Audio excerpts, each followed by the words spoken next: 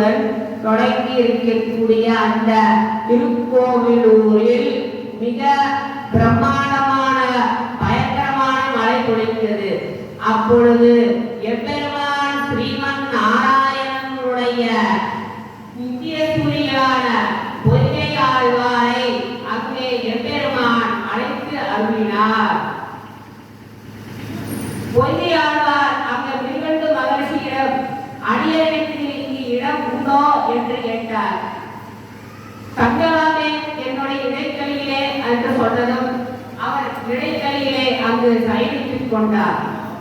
பிறகு சிறிது நேரம் கழித்து பூதத்தாழ்வார் அங்கே எழுந்து அருளுகிறார்.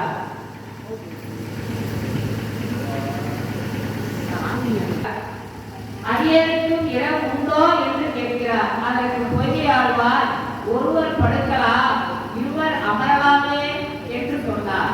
பூதத்தாழ்வார் அடே ஓம் நமோ நாராயணாய என்று சொல்லி இரு ஆழ்வார்களும் அங்கே அமர்ந்து கொண்டார்கள்.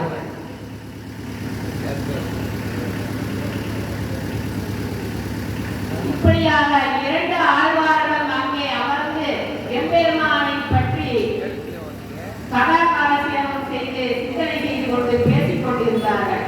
அழைக்கிறார். வேயாழ்வாரும் அங்கே சிறிது நேரம் கழித்து வருகிறார். எங்கு பார்த்தாலும் ஒரே இடியுடன் கூடிய மழை. இடியெல்லாம் எம்பெருமானுடைய சிரிப்பொழியாகவே இருக்கிறது. மழையெல்லாம் எம்பெருமானுடைய கருணை மழை நீராகவே இருக்கிறது.